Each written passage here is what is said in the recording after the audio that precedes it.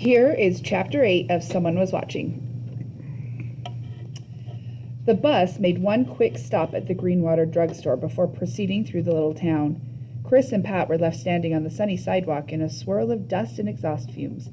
From a block away, the clover bud reached out to them like a magnet. Chris could feel its presence, and he knew Pat felt it too. Without speaking, they started across the street.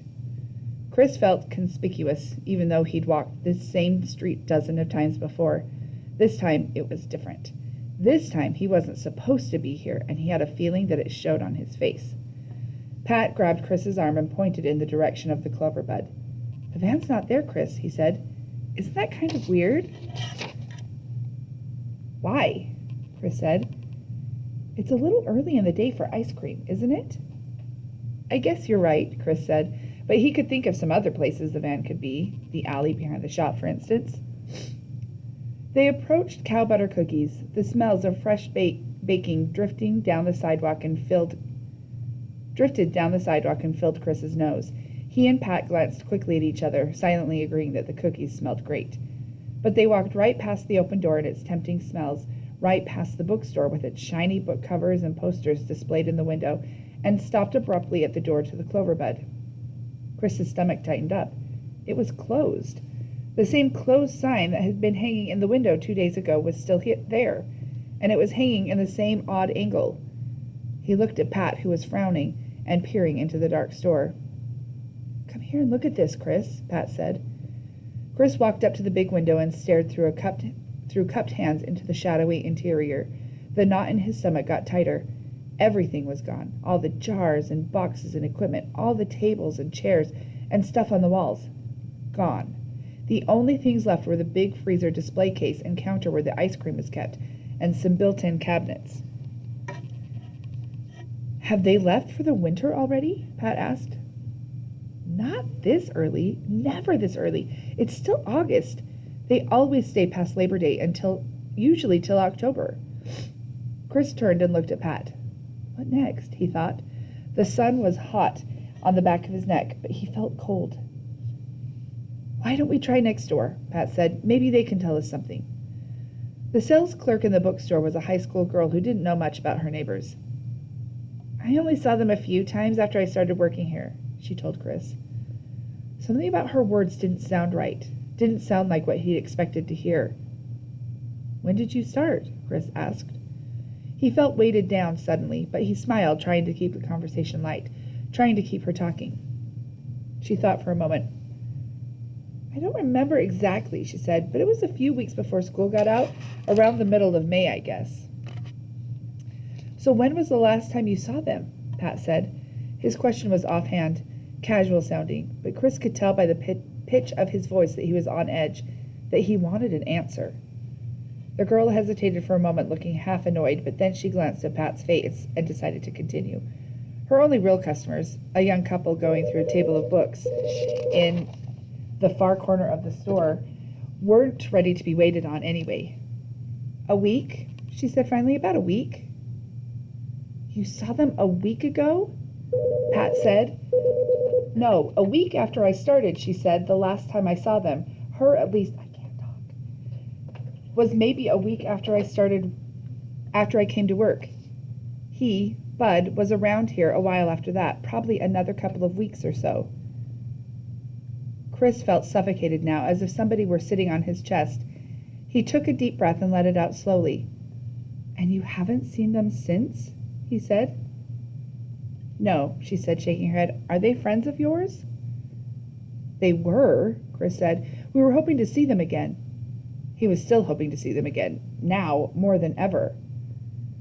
"The clover bud's been closed since June," Pat said. "Closed tight," she said, "and there's nowhere else to get ice cream around here." "Where'd they go?" Pat asked. His casual tone was gone. "I don't know," she said. "Who does?" Chris asked. "I don't know that either," she said, "but somebody should." Chris was about out of questions except one. "Does anybody know why they left?" he asked. "Right at the beginning of the summer, I mean?" She shrugged her shoulders. "Sorry," she said.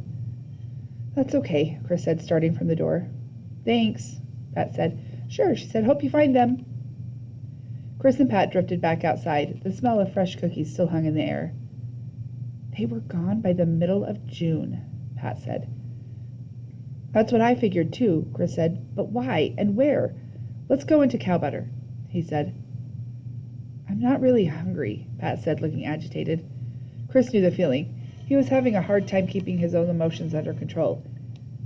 Me neither, Pat, but if anybody knows anything about what's going on, Helen and Frank will. She even writes a column for the newspaper. But it was Helen's husband, Frank, who would give them their next bit of news. Just as short and blocky as Helen, he stood behind the counter smiling at them as they walked into the store.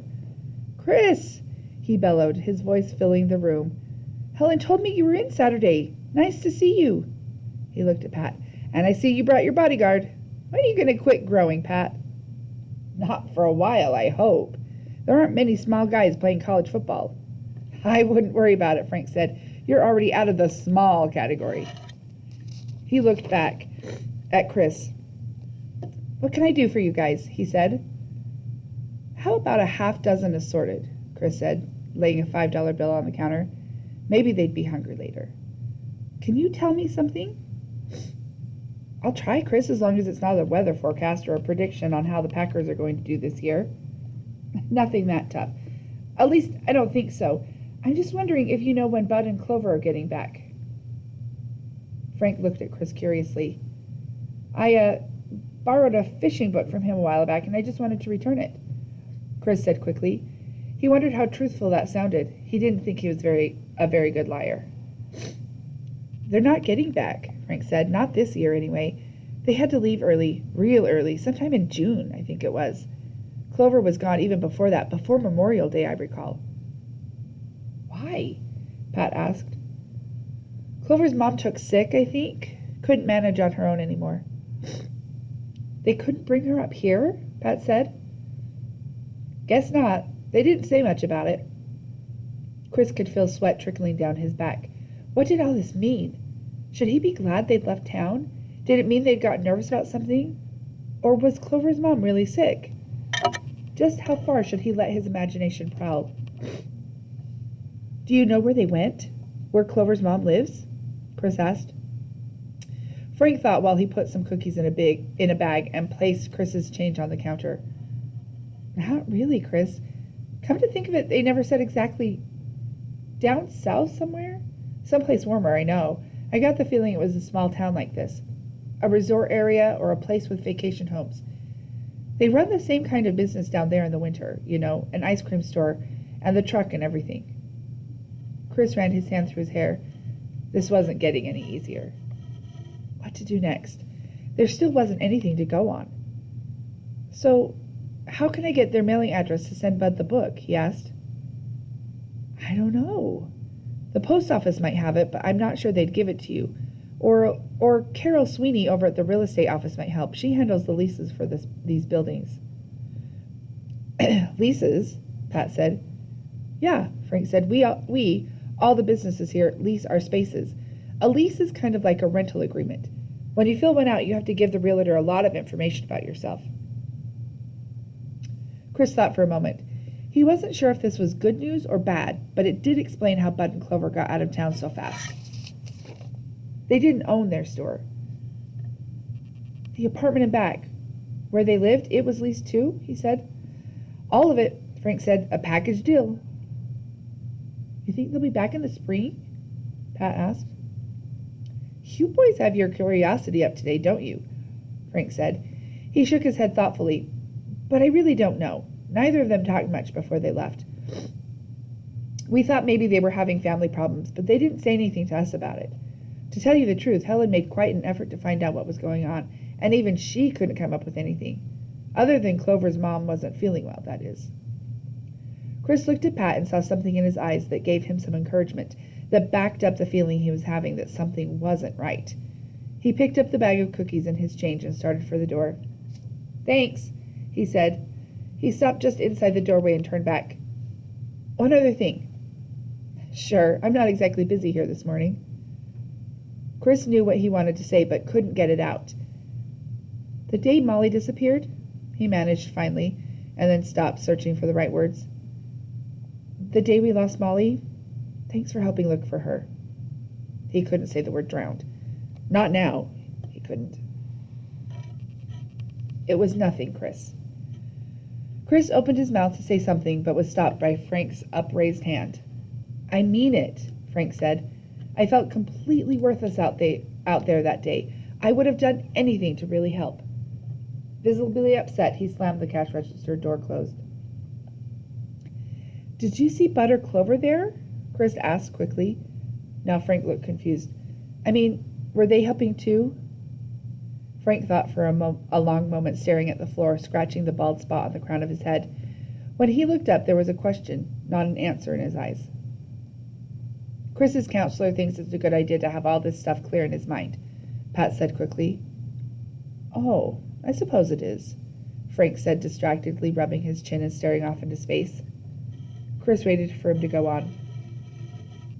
They weren't there, Frank said finally. I remember now. As soon as we heard about the trouble, I went over to get them because I knew they'd want to help. But the truck was gone, and the place was closed up. They had a closed sign on the door. Must have both been out making their rounds in the truck. Or maybe one of them was in the truck and one was somewhere else. It was a slow day as I remember it. And I don't recall seeing them anywhere else. It was late when I got back here. Right, Chris said. Thanks again. You bet. Hope it helps. We're real sorry about your little sister. Thanks, Chris said. He hurried from the store, took a quick left, and headed down the sidewalk, breaking into a jog. Where to? Pat asked, falling in step next to him. The post office. Maybe they'll tell us something. But Mr. Armstrong at the post office couldn't help. They asked us to stop delivery as of June 14th, he said, checking his records, and left no forwarding address. Isn't that unusual? Chris asked him. He was feeling frustrated, but also more and more as if there really was a reason for his suspicions. And part of him was relieved that Clover and Bud were gone. What if he'd already found them and there was no Molly? His search and all of his hope would be finished. I guess it is odd, Mr. Armstrong said, but it happens. Sometimes people don't particularly want their junk mail following them across the country. The boys walked back outside into the bright sunlight. Pat offered Chris the bag of cookies. He took one, biting into it absent-mindedly.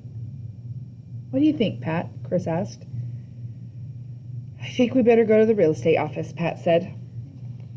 Chris nodded, and they started walking down the sidewalk again. I also think there may be nothing to this, but things smell a lot fishier now than when we left home this morning. Bud and Clover are acting like they've got something to hide, Pat said. Or someone, Chris said. Not so easy to say, but it was what he was hoping for, what he was praying for, that she wasn't at the bottom of the river, that Bud and Clover had taken her, that she was still alive. But why? Why would they do it? He asked Pat. Who knows? Pat said, but I've heard it happening. It could have happened to Molly. Let's hope so.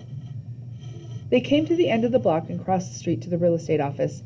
Carol Sweeney was sitting at a cluttered desk, looking through a thick book and making notes on a yellow tablet when they walked in. She looked up at them and smiled, her blue eyes twinkling behind thick glasses. Carol had sold Chris's mom and dad their summer house many years before. Hi, Chris. Hi, Pat. How are you guys doing? She asked. I didn't realize you were in the market for some real estate. Hi, Chris said. Hi, Mrs. Sweeney, Pat said. His polite young man routine, Chris thought. Well, maybe it would help. But how was Chris going to ask for the information he wanted? Pat gave him a little time to think about it. Yeah, we're looking for some property, Mrs. Sweeney, Pat said. You know, something in keeping with our social status. An acre of waterfront, say, with a 6-bedroom house, fireplaces, hot tub, pool, and a ski boat and float plane moored to the dock. You got anything like that? I might, Carol said with a straight face. How much money do you have? Pat turned his front pockets inside out and came up with a handful of change. Looks like about 93 cents. I don't think that will quite do it, Carol said. How about if I throw in a cookie? Pat said, holding the bag out to her. It's a deal, she said, digging through the bag and pulling out a chocolate chip cookie dipped in chocolate. I can't resist these things. Chris decided that he'd come right to the point, sort of. Carol, do you know anything about Clover and Bud? He said. Where they went, I mean, and whether they're coming back or not? Those are good questions, Chris, she said, studying his face. But I'm afraid I don't know the answer. This year's an option year on their lease, which means they have until the end of August to let us know if they're going to renew. I haven't heard anything yet. As far as where they went, I don't have any idea. I barely talked to them before they left. Chris's disappointment must have shown. Did they owe you some money or something, Chris? Carol asked. Chris felt his face grow warm. No, I think maybe Molly left her bear in the clover bed the last time we were there. I'd like to get it back for my folks to have. He might as well try out a new story. Oh, that's too bad, she said, sounding as if she meant it. I've been through the place a couple of times since they left, though, and there's nothing there. You've probably seen how empty the shop is if you look through the windows. The apartment's the same, completely vacant. There's no place for a bear or even a toy mouse to hide. Maybe Molly left it somewhere else. Or Clover and Bud didn't know whose it was and gave it away. Or threw it away, Pat said. Do you think they'd have anything left in their garbage can? Chris looked at him, wondering where he was going with this. After, what's it been, 2 months? Carol said. I doubt it, but it's possible, I guess. They have a small dumpster in the alley if you want to take a look. Nobody would care, Pat said. Not unless there's some really valuable garbage in there. We might as well then, huh, Chris? Chris glanced at him again. Did the poor guy think there really was a bear? Sure, he said. It's worth a look.